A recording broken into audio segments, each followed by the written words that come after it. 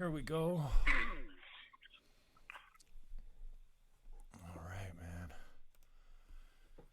Shawney Cohen is my guest. He's the director of Rat Park. I didn't think it was out yet, Shawney, but I saw it today on Crave, so it must be just newly out, is it?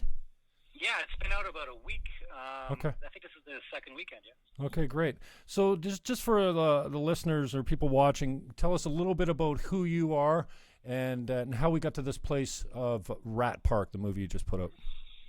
Yeah, my name's Shawney Cohen. I am a film director. I kind of specialize lately in documentaries. I got my start in kind of animation. But, over the last, I think, 10 years or so, I've been kind of focusing on a lot of documentary work that has to do with addiction, and not all addiction that has to do with drugs, but addiction in general. So Okay. one of the first films I did about 10 years ago was about my family who happened to own a strip club in Guelph, and I just kind of showed up there and decided to film them.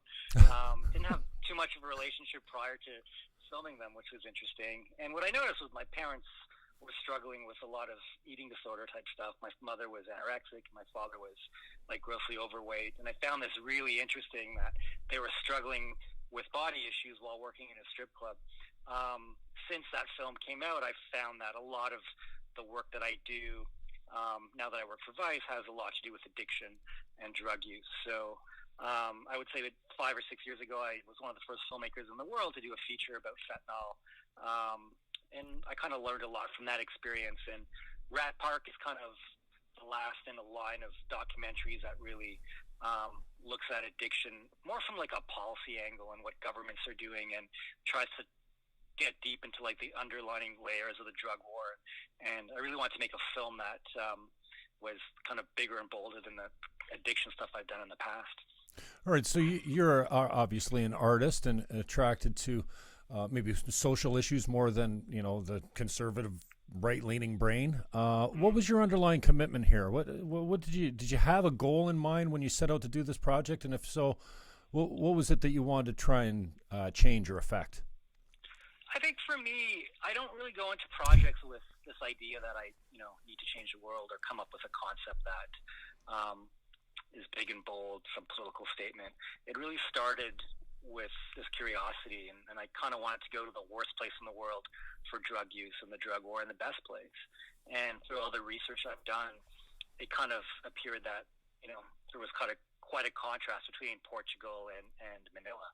And while hanging out in these places and filming, I realized that the environment, how people live, and how the government treats users and stigma drug users has so much to do with how we look at the drug war and look at the problems with addiction. And slowly after filming, this idea of Rat Park came into play, and I learned a lot from Bruce Alexander, this Canadian scientist or psychologist who basically figured out that if you put rats in a cage and they have nothing to do and they're isolated and all they have to do is water or heroin, they'll gravitate towards the heroin. And he kind of wanted to turn this idea on its head, because in the 70s, everyone thought, you do drugs must be the cause for everything. And he figured, that's not really true. I want to kind of disprove this. So he made something called Rat Park. So he makes this giant place for rats to live in. They have treats, they can have sex, they can raise each other's young ones. And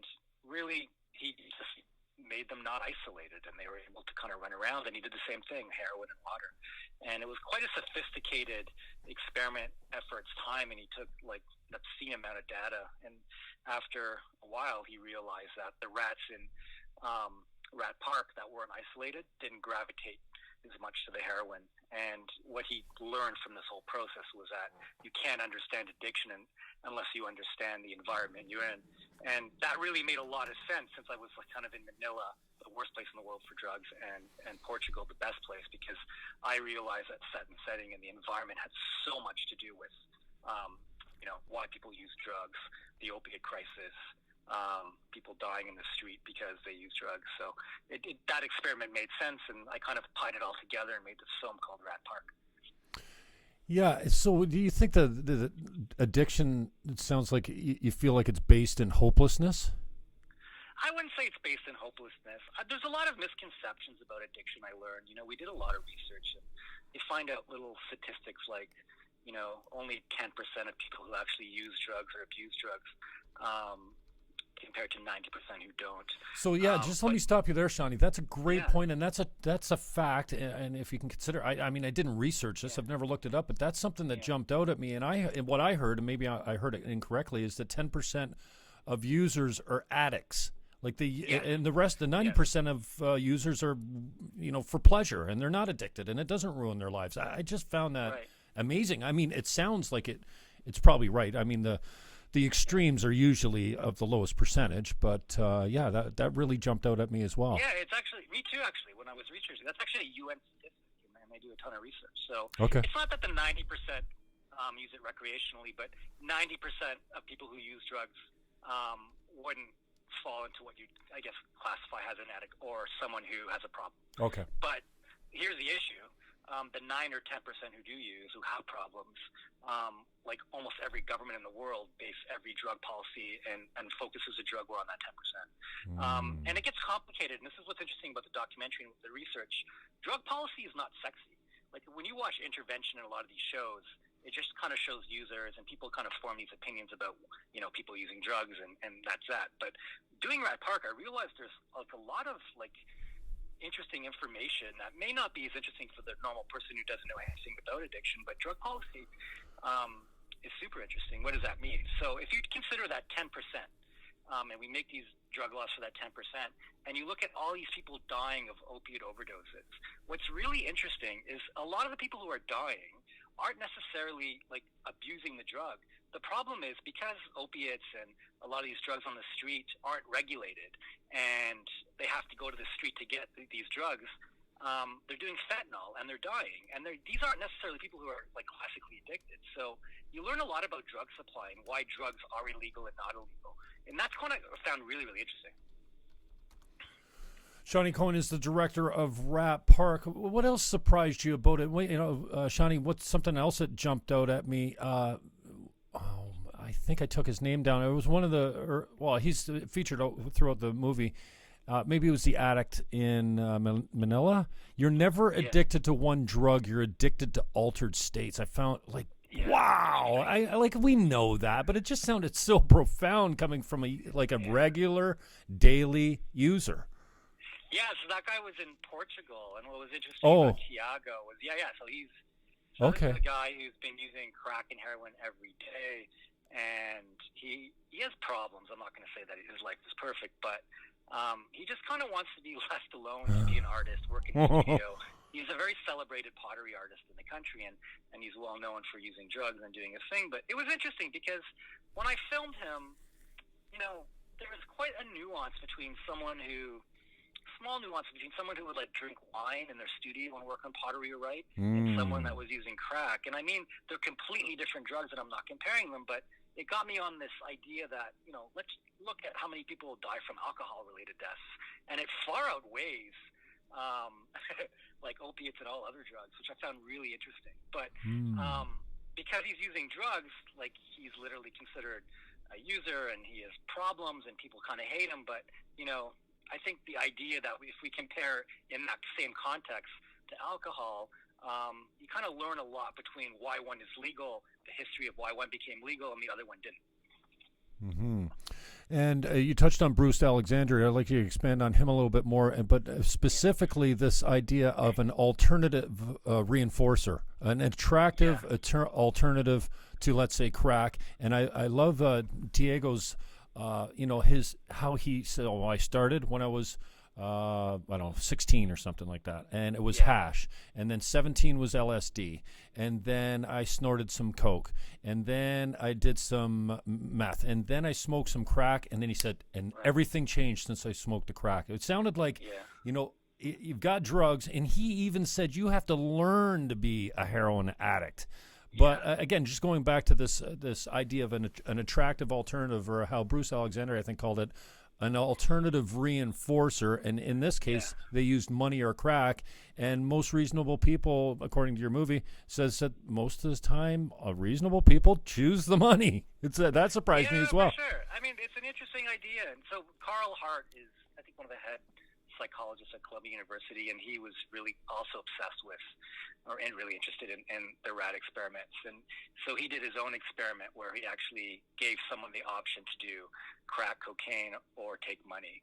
And he found that after, long enough, if the money is high enough, people will choose to take the money over crack or cocaine or whatever drug. And what that kind of taught him and the kids at Columbia was that when it comes to drug use, people have a tendency to act rationally. What does that mean? Like a lot of this theory in the 60s and 70s, when you take heroin, you take crack, you do a drug, you kind of turn into this demon, and it's like all these problems come about, and the drug kind of changes you mentally, and you're just a zombie. Believe it or not, that was kind of the school of thought, even psychologically, in the 60s and 70s. And you're seeing this science now where, you know what, that's not actually the case. People who use drugs, and we've all used drugs, you can actually act rationally, when it comes to being on drugs and choosing to use drugs. So this idea that anyone who takes a drug, is going to become immediately addicted is crazy. And I think you're beginning to see science that really kind of disproves that. There's another great person I was researching while we were doing this, and Johann Harari. He wrote a book called Chasing the Scream, and he also mentions that. Like, there's a reason why if you break your ankle or your leg and you go to the hospital and they give you morphine, and you're on morphine for a week while you're in the hospital, and you leave the hospital, you're not going to continue using morphine because you act rationally.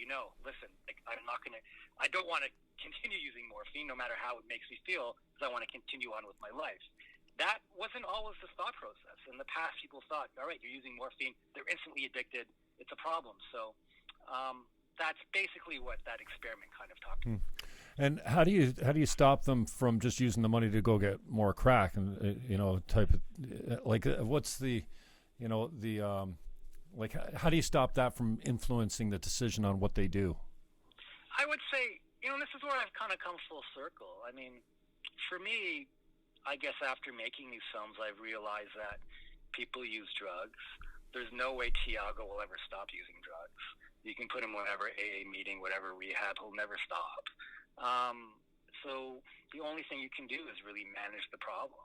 And I think governments like Portugal are making that kind of, I guess, concession, this understanding that, we're not going to win the drug war, so let's manage it. So what does that mean? We're going to actually give people access to methadone. If they do get cleaner, they want help, then we'll help them find a job. And for lack of a better word, we'll just stop treating them like shit. And it was really interesting what happened. They basically took, all drug use and selling drugs out of the hands of the police and put it completely in the hands of the medical system. And it has its problems. It's not like the ideal system, and it gets a lot of criticism.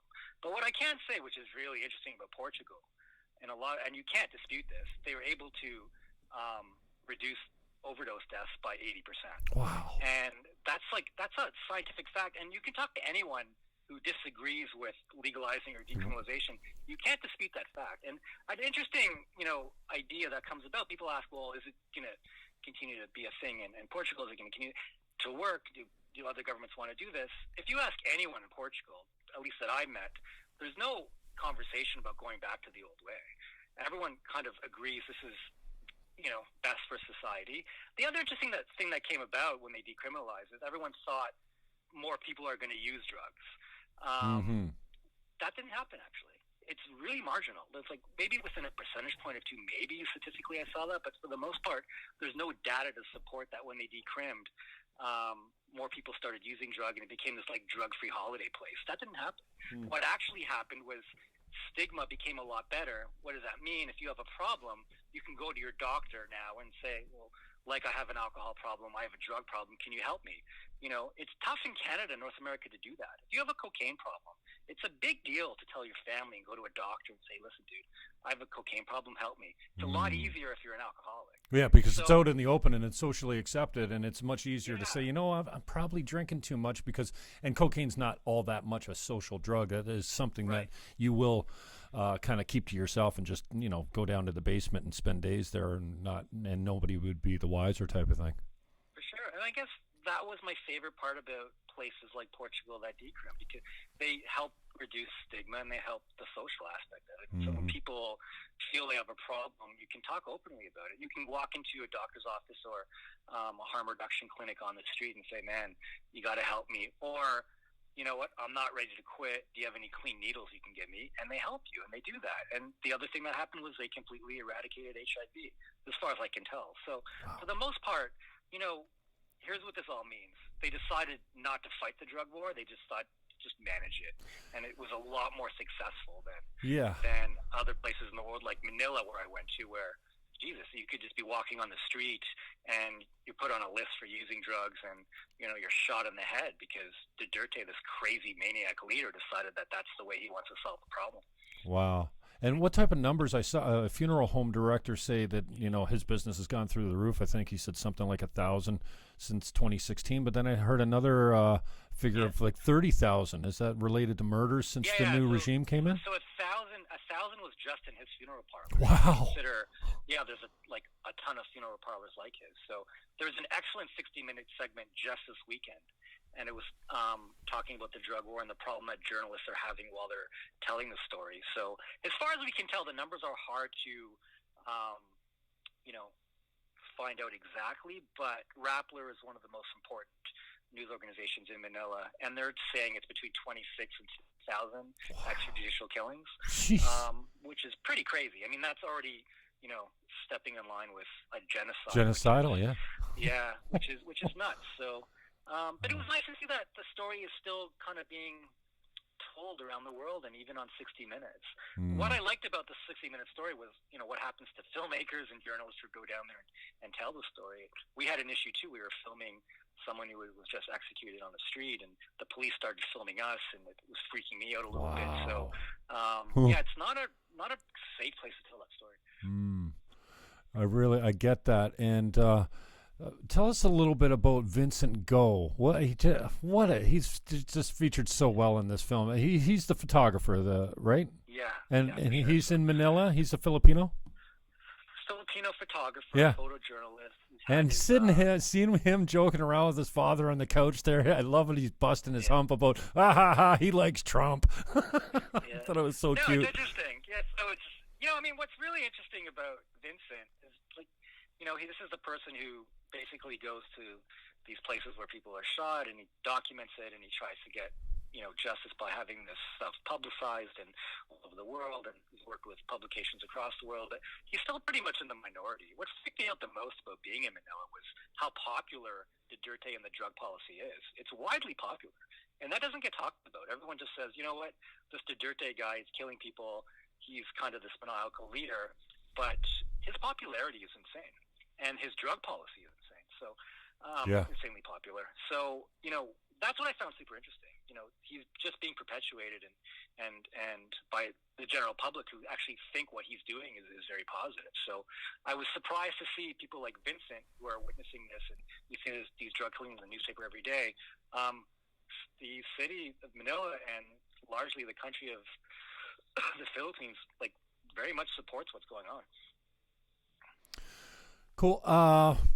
What do you say to the people that kind of come from the school of thought like I do, that you're always going to have poor, you're always going to have mass murderers, you're always going to have a certain population of minority, a certain population of and I love the idea of management. You're always going to have your addicts. And you talked about Tiago. It sounds to me like he's happy. He's doing his little pottery and his art. He doesn't. It doesn't sound like he's tomorrow I'm going to kick this thing. Tomorrow I'm getting off this. He's like, you know what? Leave me alone. If I want to put something in my body, that's my choice. So what do you say to the people that say, you know what, you can manage it, but you're never going to cure the problem of addiction. It's just, it goes inherently with the idea that we want to change. Well, I mean, we've been chewing leaves and fermenting fruit and stuff to change our state since the beginning of time. So, you know, that's not going anywhere anytime soon. No, it's interesting. I actually agree with you. I have a bit of a libertarian approach to that. Like, for me, you know, we've been using drugs since the dawn of time. You know, I think, I don't know what the statistic is. I would imagine about 20% of the population uses drugs sometimes at some point in their life, experimented with drugs. So for me, you know, the idea that we're going to be this kind of Puritan society and we shouldn't be using drugs, and like the mess from like Nancy Reagan, just say no. I think it's crazy because I actually feel like as human beings, we do stuff that's bad for us. Mm-hmm. And I feel like, drugs are a part of life. Drinking is a part of life. Of course you can abuse these things. Sure. But, excuse me. I mean, for the most part, the idea that you're going to eradicate substances is just crazy. Mm-hmm. I mean, listen, at the end of the day, I think there needs to be more acceptance about the idea that we all use drugs. We smoke cannabis, occasionally we do coke, people drop ecstasy, people do drugs. And it's funny how we put alcohol in a different category. We talk about alcohol and drugs. We forget that, alcohol is a drug. Coffee's a drug, for crying out loud. Yeah, no, caffeine is actually a drug. There's tons stimulant. of substances. I mean, obviously, ones are worse for you than others. I mean, you can make the argument that alcohol is actually the worst one when you think about it. For sure it is, socially acceptable. Absolutely. It's really interesting if I go on a little rant here about the hit history it. of alcohol. So in alcohol, you had the Prohibition era, and then all of a sudden, alcohol becomes legal again. So that's like late 30s, early 40s. You had people like Harry Anslinger and a lot of law enforcement agents who, when Prohibition ended, had nothing to do. So really, they had to set their sights on something else. So they started going after drugs, marijuana and cocaine and heroin. So one of the first things that Harry Anslinger did, you can make the argument that he was the fundamental person who helped start the idea of the DEA and the drug, these drug police that kind of, went on to fight the drug war that we know today. But he actually ended up doing some crazy racist things by going after jazz singers in New York. Yeah, and he was the king of propaganda. Even the word marijuana, I think, came from Anslinger, didn't it? But it's fun. I'm glad you know that because he was actually a master of propaganda. Mm-hmm. And he started going after Mexicans, and he actually, I believe he turned the term marijuana. Yeah. Cocaine and heroin was a thing from, that he predominantly thought a lot of black musicians were using, which is completely racist. And you have the whole Billie Holiday story and like drove her to insanity and arrests. And anyway, so if you look at the evolution of alcohol and the evolution of, the drug war, the drug war for me started in like these really crazy racist ideals, and it just didn't end. And you just kind of, went into the next century where people still believe all these drugs and substances, unlike alcohol, are completely different. When really, the chemical difference between something like Adderall and meth are like very, very similar. So I just kind of feel the more I've done research and the more that I understand drug culture and drug life, to get mad at people for using substances and kind of ban it is completely impossible.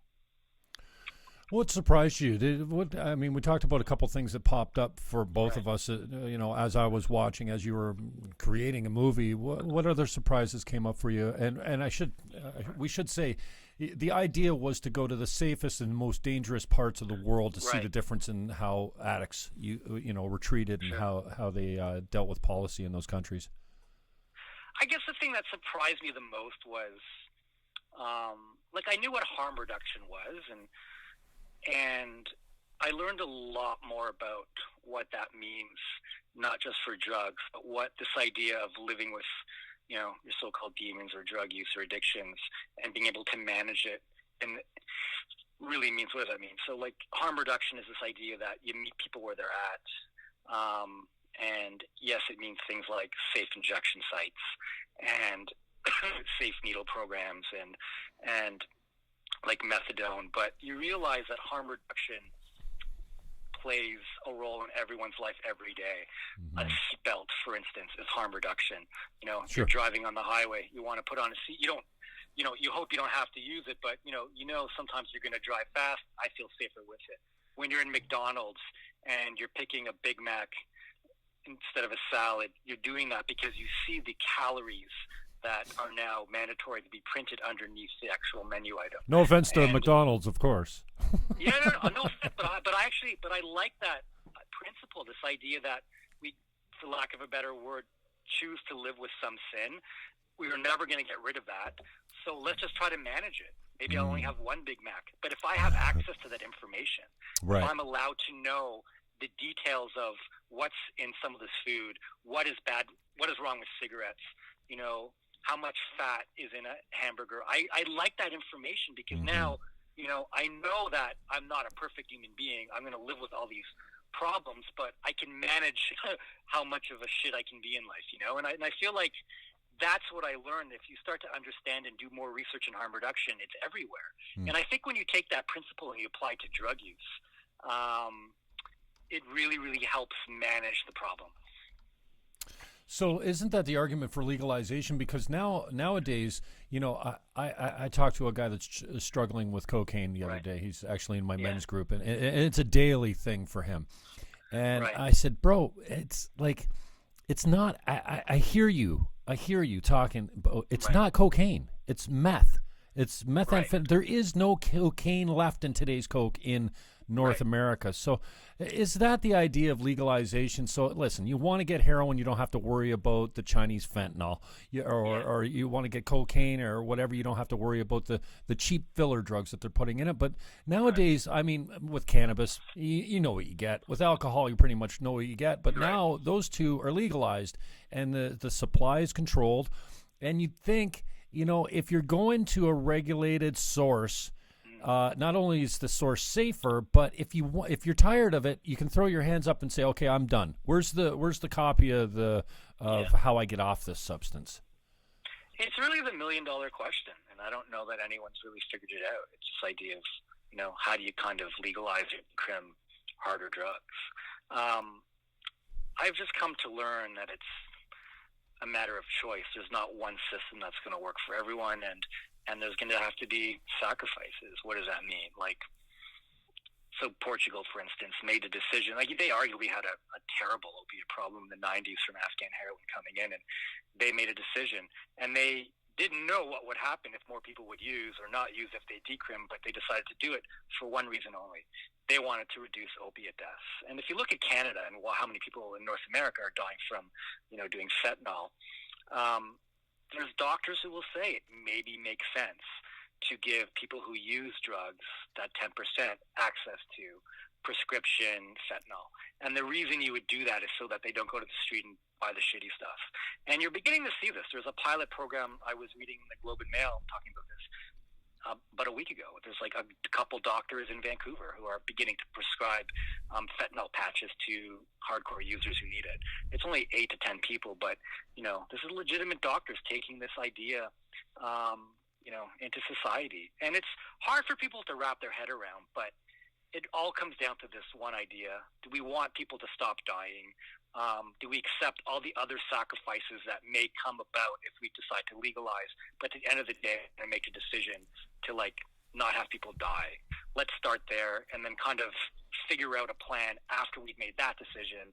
And I really feel like eventually in our lifetime, you're going to see some type of legalization or decriminalization with opiates and harder drugs. It's just a matter of time. We just have to figure out how to make it safe for everybody and how to make sure, you know, it's prescribed properly, it's not abused. But if you think about what's happening now, it seems to me like that makes the most sense. There's a lot of people who completely disagree with me, but after doing all these drug docs and going all over the world and watching what was going on, I kind of feel like that to me makes the most sense. Did you know that rats meditate before this movie? Yeah. You did know that? Rats do a lot of interesting things. They meditate, they raise each other. Like, rats meditate? Yeah. What, are you kidding? Come on. Yeah. You know what was really interesting that I learned about rats, and I just kind of was amazing. I haven't told many people this, but there was a lot of rats who actually did heroin. They actually, in Rat Park, they actually did heroin, but they didn't get as addicted to it as the rats in isolation. And what I found interesting about that was that animals like rats have the propensity to use drugs recreationally. Wow. I found that really interesting. And not a lot of people talk about that part of the experiment, but that's kind of what I found to be super interesting about that whole experiment. The other thing that's really interesting about Rat Park is even the rats that were high on heroin within the park, they weren't shunned. There was no stigma. It wasn't like one rat would look at the other and like, you're hot, I'm not talking to you. Which is also like a little lesson we can learn, It was a society where they didn't care about people who were, or other rats who were using drugs. Yeah, what is it about humans that, I remember when we were back in high school, it was like you drop mushrooms. Well, you couldn't hang around with anybody that wasn't on mushrooms. You're like, no, you're not on our level. And you know what it's like when you walk into a party and you haven't had a beer and they're 10 beers in. It's just, you can't just, mingle right in. So I don't know what it is about humans. Well, I mean, that's a good point in general. There's a lot of, humans are really kind of shitty to each other when they use drugs. There's a lot of judgment. I was filming a documentary for W5 about fentanyl in Sault Ste. Marie 2 years ago, and this social worker had this great, I guess, metaphor example where, and I don't know if this actually happened. It sounds like it may have, but there was someone who was ODing on fentanyl, and there was someone at the other end of town who had a heart attack, and there's only one ambulance, and there's a hypothetical question: who does the ambulance choose to save? Most people would assume the heart attack victim, but when you dive deeper into it and you realize that the fentanyl person had some really bad life circumstances, they did it accidentally, they didn't know they were doing fentanyl, and then you look at the person who actually had the heart attack and realize that he smoked a pack of cigarettes a day and ate 2 Big Macs a day. Like, who really, when it comes down to, had a worse lifestyle? And I kind of found that to be a really interesting comparison. Tell me a little bit about your media tour with the movie. How's that been going for you, and what have you experienced in that realm? Because I see, you're in the you're everywhere lately. Well, I guess you should be to promote the movie, and it's just come out, so good on you. But what has your experience been dealing with the media in Canada and elsewhere? It's been really positive. There's a lot of haters out there. When you talk about decrim and legalization, people think, listen, when people have kind of grown up with drug war mentality and kind of feel like all drugs are bad, then it's hard to change their opinions. You try to do your best. I mean, I love the response I'm getting from the medical community and doctors and social workers and psychology students. I was asked to speak next week actually at U of T to a bunch of psychology students, which is great. Wow, cool. So yeah, I think from that perspective, from kind of the medical community, harm reductionist doctors, they really appreciate it because they're kind of on the front lines and they understand that like evidence-based approaches to addiction are really needed.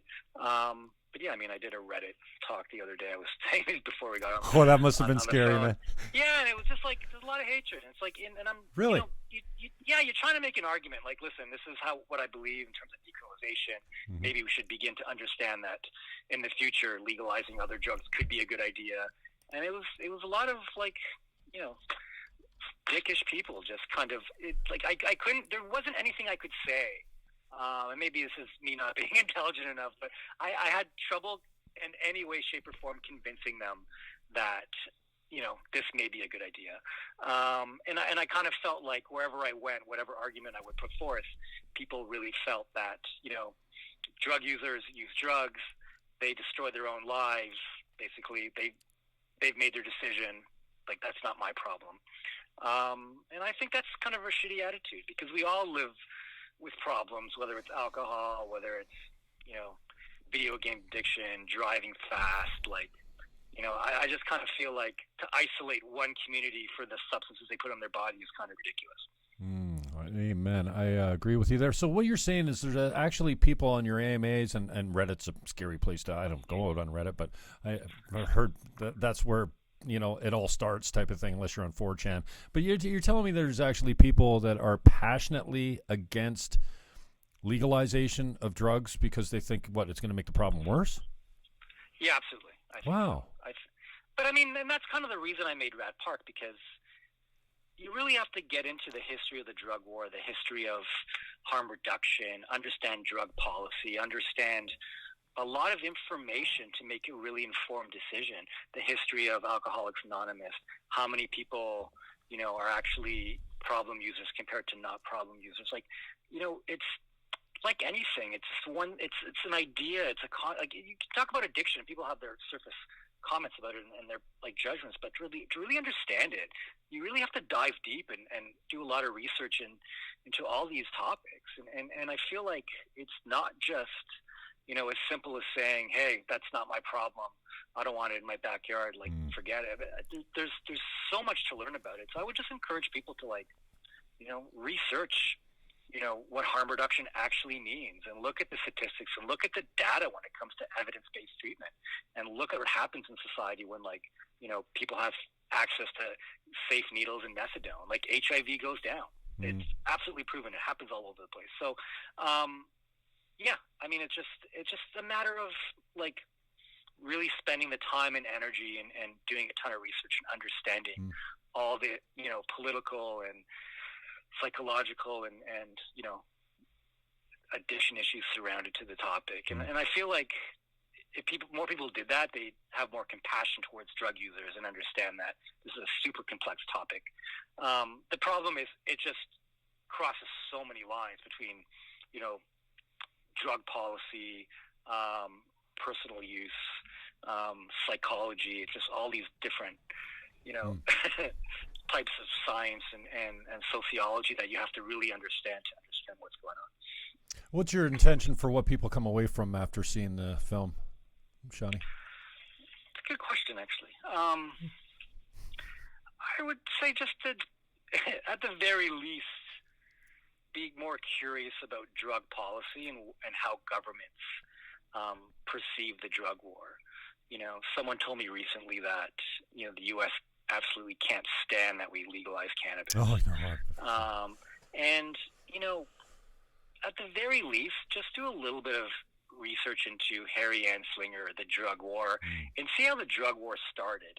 And, understand that, this idea that all the people that were fighting in Vietnam and using heroin, when they came back, they weren't continuing to use heroin. They actually stopped using heroin. So this kind of proves Carl Hart's idea that, rational people use drugs, and given the choice, given the environment, given, the right circumstances, they won't continue to use. So it's in a nutshell, just do your research and don't watch intervention in these shows and just pass judgment on people who use drugs. Go a little deeper. Cool. How's the movie impacted you, if all? Impacted me in what way? Just yeah. Anyway, I mean, it's got to be really heart stressful to be with a guy like Tiago, who seems like just such a sweet human being. Yeah. He's a crack addict, but I kind of want to go visit him because he's just so. He was actually the easiest one to be with, to be honest, because why was it so hard for me to watch him get high? But that was really, I was really having a hard, just watching him fire up that pipe and talk about the crack. And did he say that stuff was already smoked? Or he'd No. I think because the documentary's built in a way that was truthful, and you kind of like him. And and it's like, dude, why are you doing this? But, the point is, he's fine. It's just he's been doing it for 20 years. You're not going to change him. So just accept the fact that he wants to do it. He wants to be left alone. He's probably going to live a long life and continue to use drugs. So whatever, leave him alone. And I that's what I liked most about Tiago. It's I just kind of felt like he was the one person that authentic. It was so totally authentic. I asked him, are you cool with me using drugs? And he's like, yeah, absolutely. It's my God-given right. I want to show the world that I'm not doing a crime. And I respected that conviction. Why? Who am I to judge him for doing drugs? Well, I think it's the whole libertarian belief that, it's my body and I'll put what I want into it. And if I want to stop my own heart, I can stop my own heart. They can stay out of my life government type of thing. Yeah, for sure. I agree. And it's he's not hurting anyone. He's doing drugs in the privacy of his own home. Who are we to say not to do that? It's like having, and he's actually got it down to a science, so he knows exactly how much to do, and he's moderated, the pharmacological input into how much he's doing to a point that is, within milligrams. So he's not ODing anytime soon. He understands. So for me, it's I'm not going to go into his life and dictate after him using drugs for all these years and being a successful artist that, dude, hey, stop using drugs. You shouldn't be. Who am I to say that?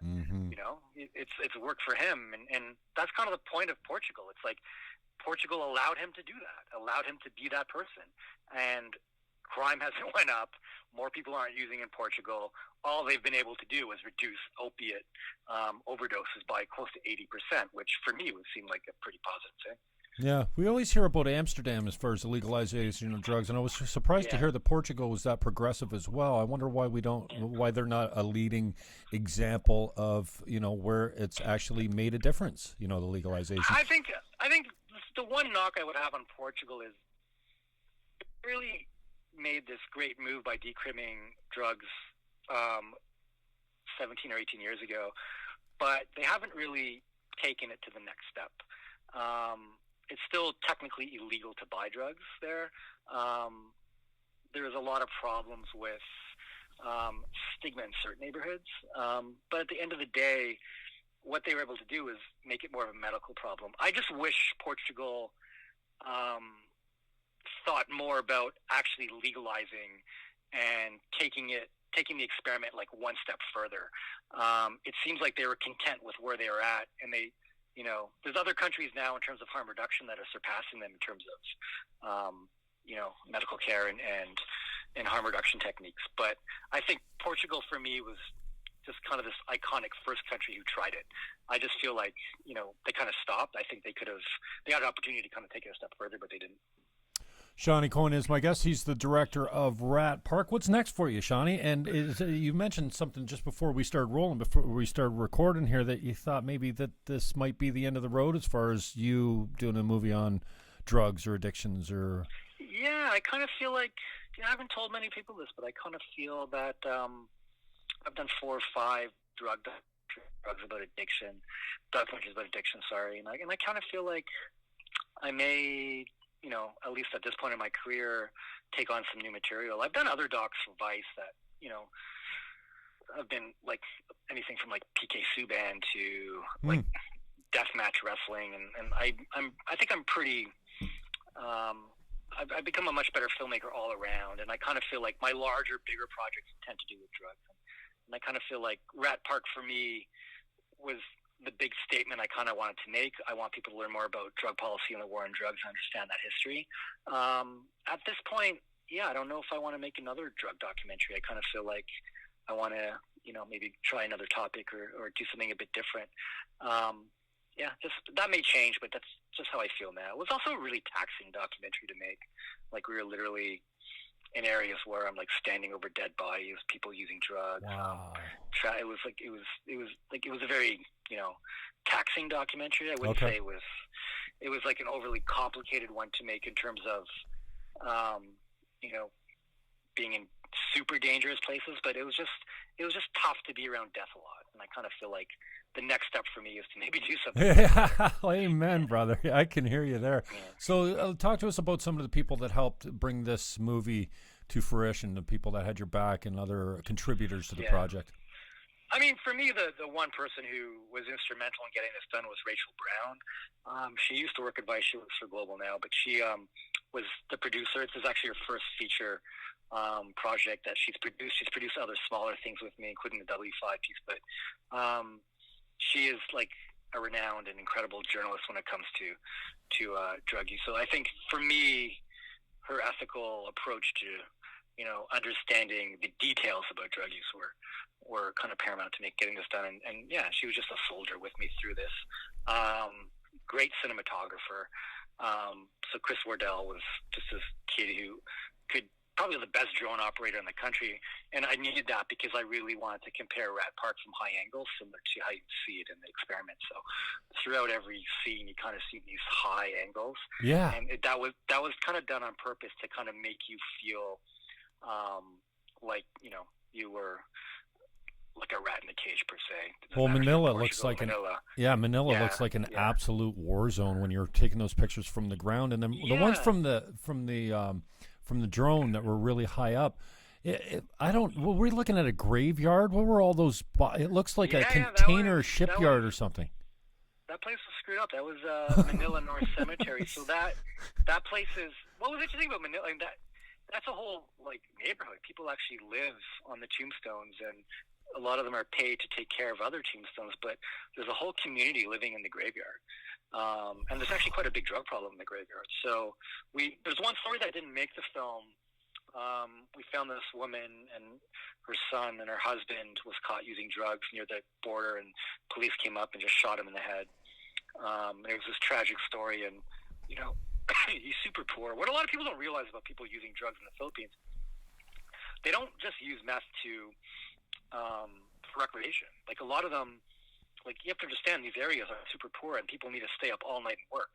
So if you're driving a rickshaw, or you're selling stuff on the street, or you're just hustling in the fish market, you want to stay up late and work and provide for your family.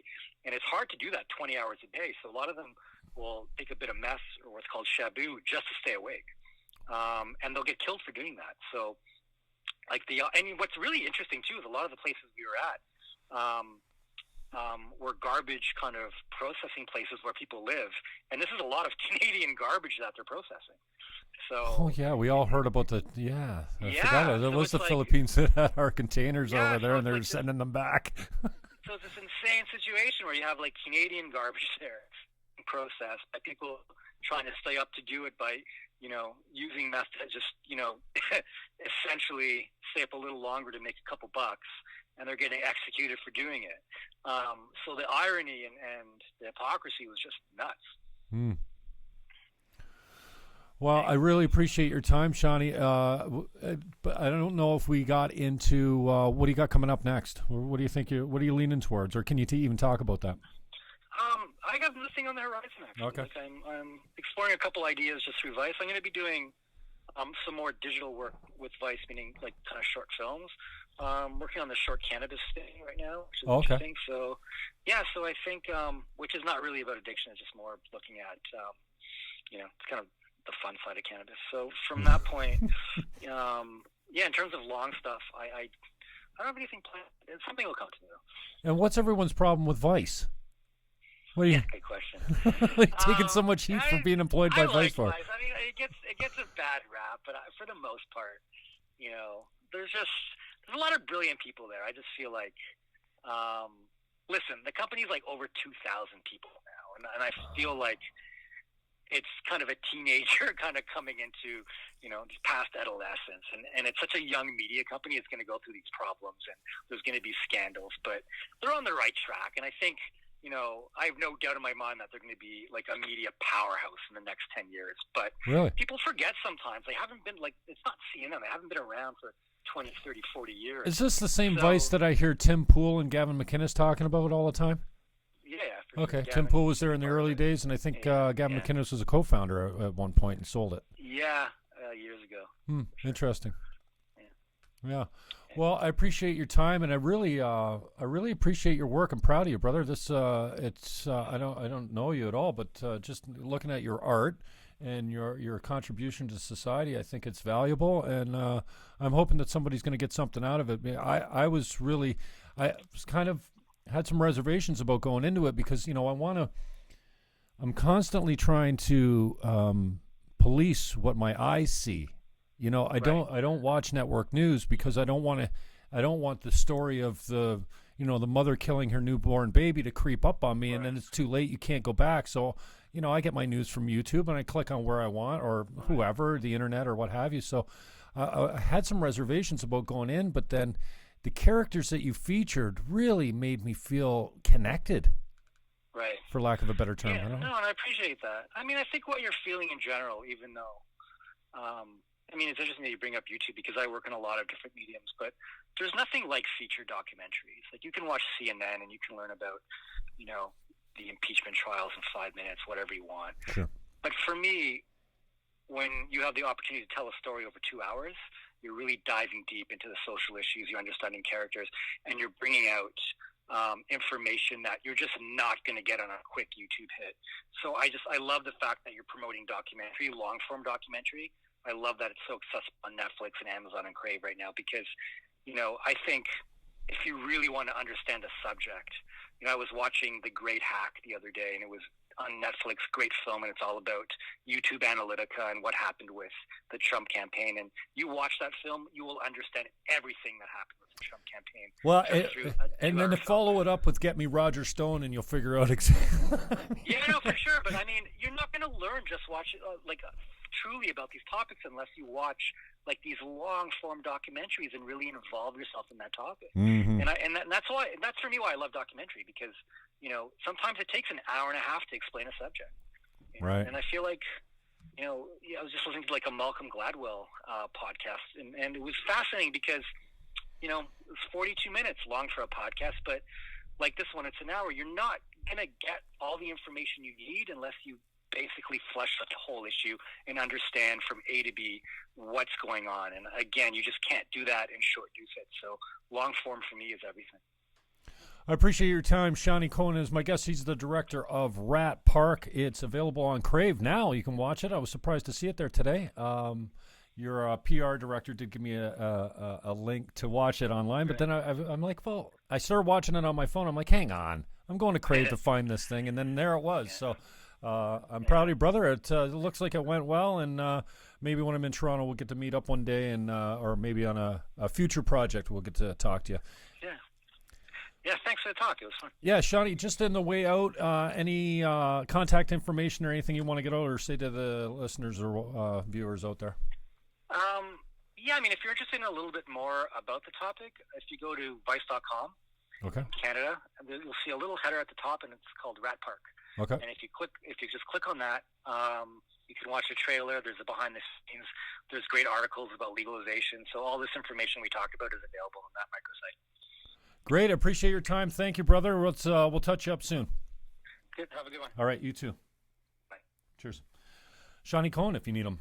He is the director of Rat Park, and I was really enjoyed it. It was great. He went to the most dangerous parts of the world to look at how drug addiction and prohibition and treatment and everything was different. And I was surprised to find out that Portugal is actually a place of the world that's been legal. All the drugs, almost all drugs, I think, have been legal for almost 20 years now. We hear about Amsterdam seems to be, an example of a country that's gone and legalized drugs and not seen the spike in use. So Shawney Cohen, that was cool, and thank you. Excuse me, Ingrid Hamilton. You're my contact there, and I appreciate you lining up that interview. So I think that's it for now. We're going to sign off for now. And you can find this with better audio later on the YouTube channel. Like, share, comment, and peace out.